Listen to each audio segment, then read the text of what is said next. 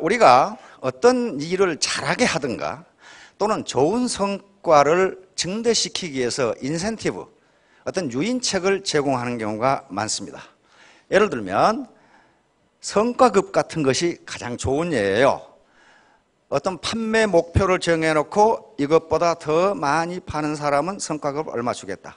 그렇게 되면 전부 다 보다 잘 이 세일즈를 하기 위해서 노력한다. 이런 게 유인책인데, 인센티브인데, 인센티브에 유인책의 역효과라는 게 있습니다. 다시 말하면 좋은 결과를 가져오기 위해서 유인책을 썼는데, 인센티브를 주었는데 전혀 예상하지도 못하고 또는 본래 성과보다 더 나쁘게 성과를 가져오게 하는 유인책들이 굉장히 많습니다.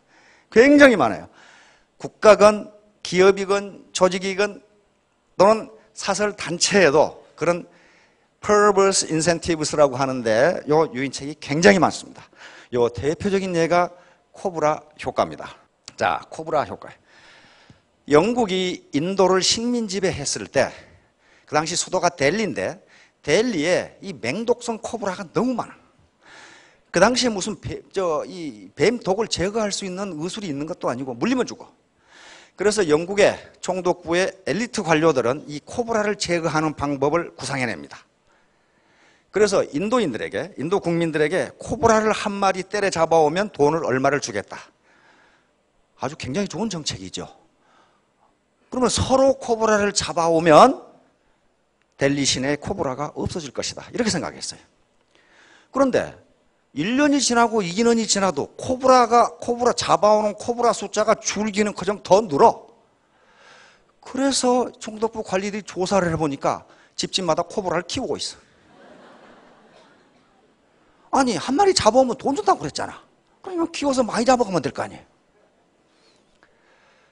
그래서 총독부 관리들이 아이고 이거 아무 효과가 없구나 하고 잡아오는 대가 보상금 지급을 중단해버리자 델리 시내에 코브라가 엄청나게 들어가 버렸어요.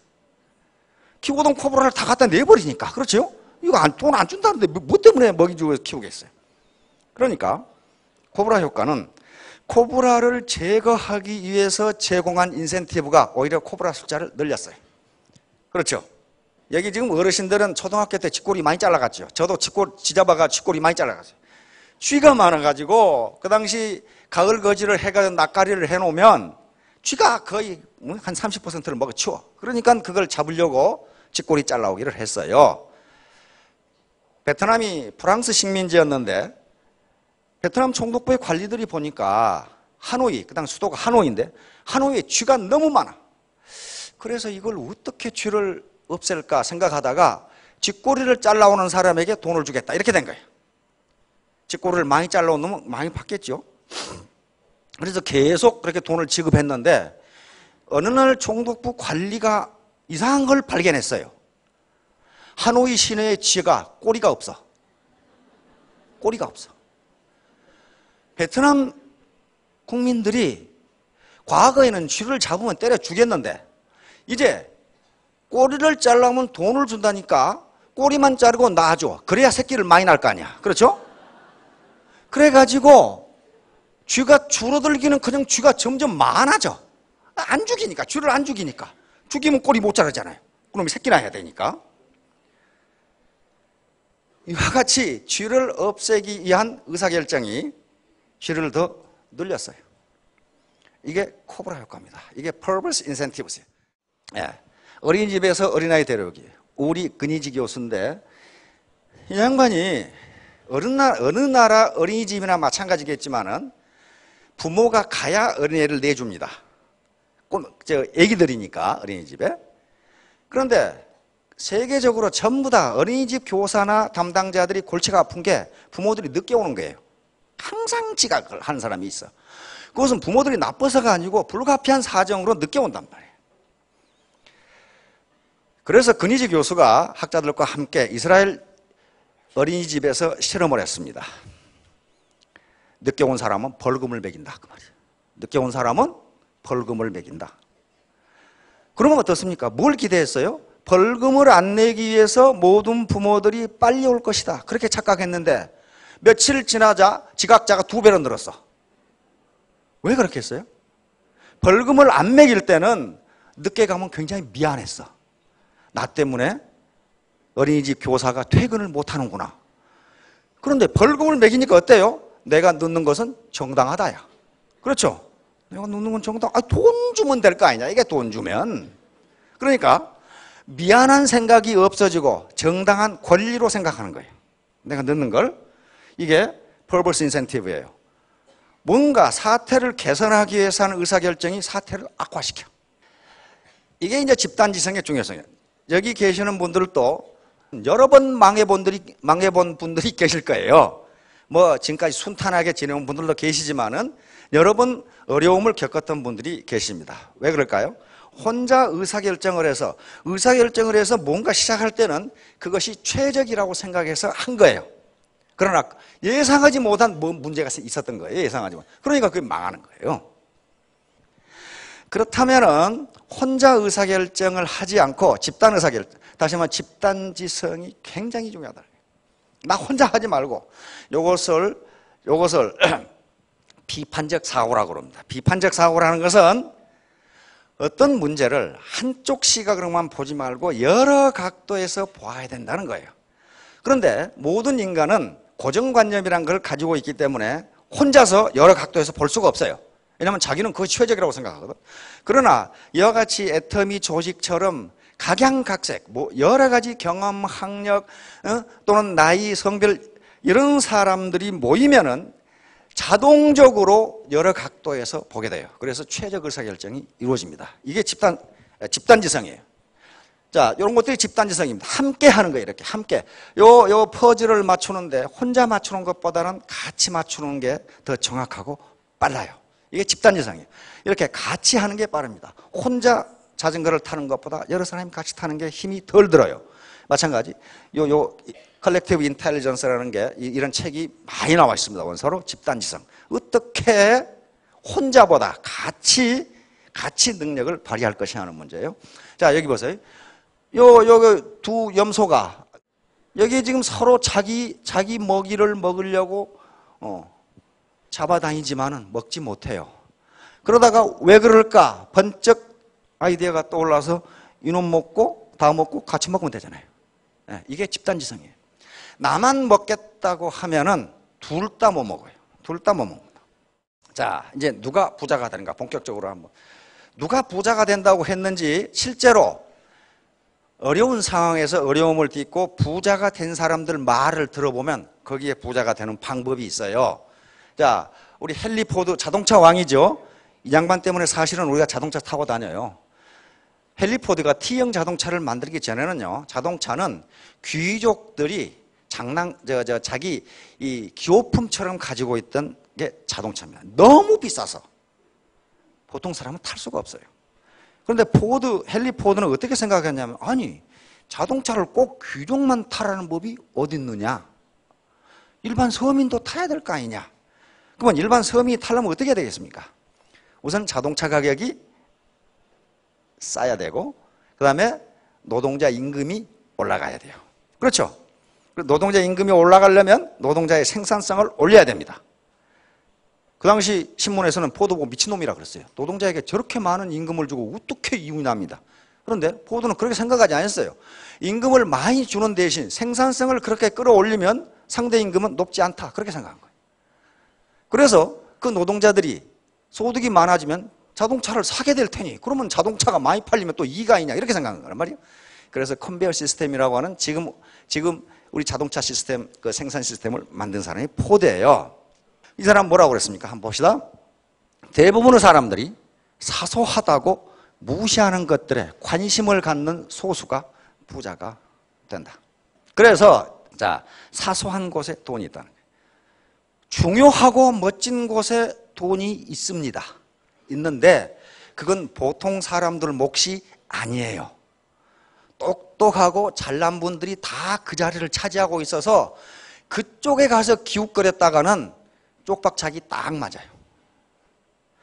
신림동 고시촌에 가면요, 사법고시 본다고 한 10만 명이 우글거리고 있어요. 말이 고시 준비생이지 실제로는 백수입니다. 그렇죠? 쥐가 백수지 뭐예요 그게. 근데 제가 보기에는 거기 안 있을 놈이 그거 있어요. 그 실력 가지고는 고시 합격 못해요. 그런데 10년째 고시 공부를 하고 있는 놈이 있어. 그거 뭐예요? 똑똑하고 머리 좋은 사람들이 차지해야 할 자리를 지가 차지하려고 하기 때문에 그렇단 말이에요. 그런 자리가 없는 게 아니에요. 멋지고 폼 잡으면서 돈을 벌 수 있는 자리가 있는데 그건 보통 사람들의 자리가 아니라는 거예요. 그럼 보통 사람들이 돈을 얻을 수 있는 것은 사소하다고 무시하는 것들에 돈이 있어요. 돈이 있다고. 이건 제가 한 소리가 아니고 헨리 포드 자동차 왕이 한 소리예요 지금. 자동차 왕이. 그래서 이제 담대 심소란 말은 담력은 크고 멀리 크게 보면서 심소는 세밀하게 본다는 거예요. 자세하게 본다. 자세하게 본다. 일반적으로 장군이 갖춰야 할 덕목을 담대 심소라고 합니다. 장군은 담력이 크고 전장 전체를 볼 수 있는 눈이 있어야 되고 부하 하나하나에 대해서 세밀하게 살필 수 있는 그런 능력, 무기체계 하나하나에 대해서 세밀하게 살필 수 있는 그런 마음가짐을 가져야 장군이 된다고 돼 있습니다. 감만 크고 세밀하지 못하면 어떤 현상이 빚어지냐면요, 일은 크게 잘 벌리는데 뒷감당을 못해. 근데 그런 사람 많이 봤어요. 일 벌리는 데는 기가 막혀. 근데 항상 보면 손해야. 입에서는 맨날 억억 그래. 억억 그러는데 주머니에는 동전 한 푼도 없어. 근데 그 사람이 능력이 없냐면 있어요. 있는데 일을 벌리는 능력이 있는데 수습할 능력이 없어요. 따라서 경영자든 리더든 장군이든 애터미 사업자들은 담대 심소해야 크게 성공할 수 있습니다. 이 시대의 흐름과 경제의 흐름을 크게 넓게 볼 수 있어야 되고, 그 다음에 우리 스폰서, 우리 파트너들 세밀하게, 유통의 흐름을 세밀하게 볼 수 있어야 됩니다. 만약에 세심하기만 하면은 큰 실수는 안 해요. 그런데 크게 성공하지도 못해요. 마음이 너무 작으면. 그리고 사소한 문제에 대해서 자기가 상처를 받아. 파트너 중에는 별의별 인간이 다 있거든요. 그걸 어떡하겠어? 자기가 컨트롤할 수 있는 변수가 아니에요. 그런데 그 파트너가 한 조그마한 문제에 대해서 스폰서가 너무 큰 상처를 받으면요, 일을 전개해 나갈 수가 없어요. 따라서 담대와 심소라는 덕목이 두 개 다 갖추어져야 돼요. 일반적으로 훌륭한 경영자들은 두 개를 다 갖추고 있어요. 애터미 리더는 마찬가지입니다. 우선적으로는 셀프 리더예요. 왜 셀프 리더예요? 자기가 자기를 리드해야 돼. 애터미는 진입과 퇴출 자유가 있습니다. 아무런 비용 부담 없이 법률적인 하자가 없으면 누구든지 회원이 될 수 있고 사업자가 될 수 있어요. 그리고 하다가 하기 싫으면 지 마음대로 나가도 그만이에요. 그러나 일반적으로 모든 조직은 그렇게 되지 않습니다. 거의 대부분의 조직은요, 진입하는데 장벽이 있고 퇴출하는데도 장벽이 있어요. 마음대로 하고 싶다고 하고 말고 싶다고 말고 그렇게 되질 않아요. 그러나 유일하게 애터미만은 진입과 퇴출 자유가 있기 때문에 하든 말든 자기 마음이에요. 그러니까 곧 자기가 자기를 올바로 리드하지 못하면 성공할 수 없다는 거예요. 자기가 자기를 리드해야 돼요. 셀프 리더입니다. 그래서 바로 그 리더가 가져야 할 덕목이 담대 그리고 심소. 담력은 크고 넓게 보고 그렇게 하되 자세한 것까지를 따져봐야 된다. 자, 바로 이순신 장군이 하신 일이에요. 이순신 장군은요, 그 당시 시대의 흐름, 역사의 흐름, 왜군의 동태, 그 다음에 왜군의 전략을 다 알고 있었어요. 크게 알고 있었어요. 그러나 부하 하나하나를 굉장히 세밀하게 챙겼고, 만약에 자기 밑에 수하 장수 중에 또는 자기 부하 중에 전투를 하다 전사를 하면은 그 가족들이 있잖아요. 부인하고 자녀들이 있잖아요. 그 부인과 자녀들 평생 책임을 졌어요.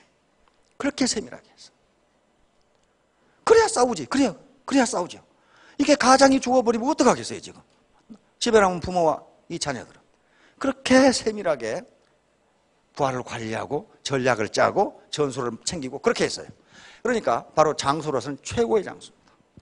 자, 이제 대관소찰. 이것은 크고 넓게 보되 역시 세밀한 것까지를 살펴라. 이런 얘기입니다. 그러니까 우선 시대의 흐름에 대해서 대관을 할 수 있어야 됩니다. 이렇게 망원경으로 멀리 넓게 보는 시각, 그리고 현미경으로 아주 자세하게 보는 시각을 동시에 가져야 된다. 빌 게이츠 모르신 분은 없을 거예요. 마이크로소프트 회장이죠. 가난하게 태어난 것은 당신의 잘못이 아니지만 가난하게 죽는 것은 당신의 잘못이다. 그러니까 빌빌거리면 안 된다고 빌 게이츠가 지금 얘기를 한 거예요. 지금 빌 게이츠는 자수성가한 사람이에요. 자기 아버지가 무슨 마이크로소프트 무슨 그런 거 한 거 아니에요. 그렇죠? 혼자 한 거예요. 혼자.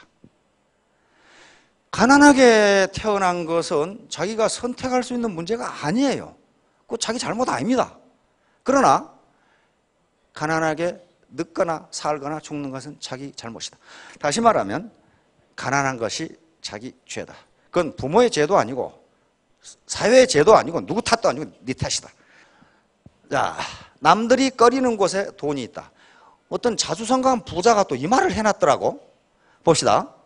왕년에 공부 좀 했다고 편한 일자리만 찾아다녀서는 안 된다. 그럼 평생 월급쟁이 신세를 면하지 못한다. 돈은 남들이 꺼리는 일을 하는 데 따르는 보상이다. 젊은 사람들이 그저 편하고 안전한 일만 하려는 걸 보면 한심해 죽겠다. 이 사람 초등학교 나온 사람이에요. 그런데 어디에 돈이 있다고요? 남들이 꺼리는 곳에 돈이 있다. 아까 포드는 사소하다고 무시하는 것들에 관심을 갖는 소수가 부자가 된다. 자, 그래서 XX구 뉴타운에 있는 슈퍼마켓에 제 친구가 XX구에 뉴타운에 삽니다. 뉴타운이 굉장히 좋더라고요. 굉장히 깨끗해. 한꺼번에 지었기 때문에 집이 낡고 헝것이 그런 게 없어요. 다 똑같아. 그리고 가게도 슈퍼마켓도 전부 똑같아요. 사이즈도 똑같고 규모도 똑같아요. 그런데 이렇게 길 양쪽에 마주보고 있는 슈퍼가 있는데 한쪽은 사람이 넘치는데 한쪽은 팔이 날려. 그래서 이 친구가 그 현상을 이상하게 생각을 했대. 아침마다 부인하고 아침 일찍 일어나서 이렇게 산책을 하는데 은퇴를 했으니까 굉장히 고관대자까지 했던 친구입니다. 이상하다. 저 집은 장사가 잘 되는데 왜 안 되는가? 그래서 양쪽 가게를 다 가봤더니 취급하는 품목이 똑같아. 슈퍼마켓이니까 다 같을 거 아니에요. 다 똑같아. 근데 왜 이 집은 안 되고 이 집은 안 되는가? 그래서 그놈도 참 할 일 되게 없는 놈이죠. 은퇴했으니까 할 일이 없으니까 그 생각을 하는 거예요. 왜 저 집은 잘 되는데 이 집은 안 될까? 그걸 연구하기 시작한 거예요. 그래가지고 저한테 물어요. 내가 발견한 게 이 세 가지인데 이 세 가지가 영업하고 관계가 있느냐? 그렇게 묻더라고요. 뭔가? 그랬더니 이 집은 7시 반에 문을 여는데 저 집은 8시 반에 열더라는 거예요. 그 다음에 이 집은 가면은 주인이 반갑게 인사하면서 맞이하면서 알지도 못하는데 뭐 요즘 건강 어떠십니까? 그럼 헛소리도 했었고 뭐 날씨가 덥지요? 뭐 물어보지도 않았는데 그렇게 이야기하는데 이 집은 가니까 완전히 쥐똥 씹은 얼굴을 하고 있어가지고 그 모양이더라 이거야. 그 다음에 이 집은 문 닫는 시간이 10시인데 이 집은 문 닫는 시간이 11시다 이거예요. 다시 말하면 11시부터 12시 사이에 늦게 공부하던 학생들이 그때 뭐 출출해서 사 먹으러 오는데 이 집은 문 닫았다 그 말이에요. 그런데 인간은 관성이라는 게 있습니다. 한 번 가면 그 집에 계속 가요. 그래서 이게 영업하고 관계가 있느냐? 그런데 관계가 있어요. 그렇죠. 새벽에 일찍 문을 연다는 것은 새벽같이 출근하는 사람들이 우유와 빵을 사러 온다고. 그렇죠. 근데 또 한 가지 특이한 점은 이쪽 영업이 안 되는 주인 녀석은 사람이 없으면 혼자 요 차일 밑에 앉아서 소주 퍼먹고 앉아있다 이 말이에요. 술 퍼먹고 앉아있고 누가 거길 가겠어요. 그러니까 그 주인은 저 집은 안 되는데 이 집은 나는 잘 되는데 나는 왜 안 될까? 네, 복이 이것밖에 없는 건 복이 아니에요. 분명히 근거가 있잖아요. 그래서 전번에 또 가봤더니 잘 되는 집은 증축하고 있더라고. 저쪽 안 되는 집은 차일 밑에 혼자 앉아 있어. 요 파라솔 밑에. 그만큼 부자는 과학적 근거가 있는 것이지 누구는 재수가 좋고 누구는 재수가 없고 그런 게 아닙니다. 부자의 개념, 누가 부자인가? 우리 국민 모두는 나는 부자가 되어야겠다고 하는 어떤 무의식적 그런 관념을 가지고 있습니다. 그러면 누가 부자인가 하는 건데 부자의 정의는 여러 가지가 있는데요. 경제적으로 자유로운 사람이에요. 내가 쓰고 싶을 때 쓰고 돈의 절대적 액수가 아니고 내가 쓰고 싶을 때 돈의 제약을 받지 않을 수 있는 사람, 경제적으로 자유로운 사람이 부자입니다. 근데 통상 그렇게 하면 또 애매하니까 자료를 보면은 그게 점점 늘어나긴 하는데 자기 집이 있고 현금이 10억 있는 사람. 그 정도 가지고 계십니까? 자기 집이 있고 현금 10억 있는 분? 근데 그게 또 늘어났더라고. 20억으로 또 늘었더라고. 자기 집이 있고 현금이 20억 정도 있는 사람을 부자로 생각한다. 20억 있으면 좀 쓸만하겠죠. 자기 집이 있고 자기 집 가격 놔두고. 자, 그런데 현재 높은 소득이 곧 경제적 자유를 의미하지는 않습니다. 우리 주변에 보면요, 자수성가형 부자가 의외로 많아요. 다시 말하면 자기가 일해서 자기 아이디어로 돈을 번 사람이에요. 옛날에는 상가에 가게를 한다든가 뭔가 슈퍼마켓을 한다든가 해서 이렇게 됐어요. 자수성가형 부자. 그러면 우리가 희망을 가질 수 있는 것은 요 자수성가형 부자예요. 지금 백마탄 왕자를 만날 수도 없고, 지금 여자분들은 무슨 재벌 3세를 만나기가 조금 늦은 것 같고, 그렇잖아요. 지금 무슨 뭐 로얄티를 받을 수 있는 소설을 쓰기 신다고 해도 죽기 전에 다 써질지 그것도 모르겠고, 그러니까 결국은 다른 방법, 자수성가를 찾을 수밖에 없어요. 이제 자수성가를 해서 부자가 되려면은 부자 기질을 가져야 된다고 전문가들은 이야기합니다. 부자 기질과 가난뱅이 기질이 따로 있다는 거예요. 그런데 부자 기질, 사고만, 부자 A입니다. 긍정적이고 낙관적인 사고만.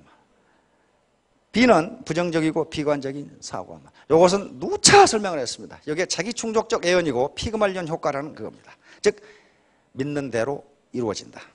이건 이미 학문적으로 아주 여러 번 증명된 그런 사실입니다. 내가 부자가 되겠다는 강한 신념이 있으면 거기에 테크닉도 나오고 그렇게 된다. 그런 얘기입니다. 자, 새로운 대안 애터미 사업. 자, 이제 IMF와 세계 금융위기를 거치면서 부자가 될 수 있는 기회가 많이 사라졌습니다. 사라졌는데 아직도 기회가 완전히 없어진 것은 아니에요. 그 하나의 대안이 애터미 사업이에요. 다른 대안이 또 있을 수가 있습니다. 더 좋은 대안이 있으신 분은 그 대안을 가지고 부자가 되도록 노력하십시오. 그래서 애터미 사업으로 성공하기 위해서는 하나의 대안이 됩니다. 사회적 계층 이동의 사다리를 올라갈 수 있는 하나의 대안이에요. 빈곤의 강을 건너갈 수 있는 하나의 대안이에요. 이것이 유일한 대안은 아닐지도 모릅니다. 다른 대안이 있을 수가 있어요. 분명히 있습니다. 그러나 애터미 사업이 내가 경제적 자유를 얻고 사회적 상향 계층 이동으로 갈 수 있는 사다리가 될 수 있다고 판단하신 분은 어떻게 하면 성공할 수 있냐면 이렇게 하면 성공할 수 있어요. Do just now. 지금 시작하라. 72대 1의 법칙이라고 제가 누차 얘기했습니다. 전문가들의 연구에 의하면 자기가 결심한 바를 72시간 내에 행동으로 옮기지 않으면 그것이 성공할 확률은 1%도 안 된다. 반드시 행동으로 옮겨야 된다. 그래서 이것이 대안이라고 생각하신 분은 즉시 시작하십시오. 대안이 아니고 다른 더 좋은 대안이 있다면 그걸 즉시 시작하십시오. 두 번째, do together, 함께하라. 앞에 부자 기질이 나왔고 여러 현자들의 말이 있었습니다. 그런데 내가 저걸 어떻게 하지? 혼자 하라는 게 아니에요. 혼자 하면요 그렇게 못합니다. 못할 가능성이 높아요. 세 번째, do ardently, 간절한 마음으로 하라. 반드시 성공하겠다. 내가 반드시 경제적 자유를 얻겠다는 간절한 마음이 없이는 어느 것도 성공할 수 없습니다. 이 사업이 성공할 수 있는 가능성이 있지만은 성공을 보장하는 것은 아닙니다. 그 보장은 자기가 해야 돼요. 그리고 초기에 오토 판매사가 될 때까지는 굉장히 어려울지도 몰라요. 가장 세상에서 제가 지금까지 살아보니까 어려운 일이 사람 상대하는 일이에요. 사람 상대하는 일이 제일 어려워요. 기계를 상대하거나 무슨 수학 문제를 풀거나 그것은 혼자 씨름하면 되는데 사람 상대하면요 사람을 미치게 하는 놈들이 있어요. 그렇죠? 그걸 참아야 된단 말이에요. 그렇죠? 내가 우리 부모님께 효도를 해야 되겠다. 우리 부모님 지금까지 내가 계속 부담만 되어드렸는데 효도를 하겠다. 그 간절한 마음 하나, 여러 가지가 있겠죠. 자식 교육, 그 다음에 형제간에 대한 그 다음에 사회에 대한 봉사, 자기가 믿는 종교에 대한 전도, 이런 거 하려면 돈이 필요하잖아요. 그것이 간절한 마음이 되면은 성공할 수 있다. Do not give up. 절대로 포기하지 마. 이건 현자들이 늘 하는 얘기죠. 실패는 능력이 부족해서가 아니라 중간에 그만두었기 때문이다. 그 말이 마시다 고노스케 같은 사람들. 그렇죠. 자, 같이 하면 모두 부자 기질을 가지실 수 있고 3년 뒤에 4년 뒤에 모두 큰 성공을 거두실 겁니다. 예, 감사합니다.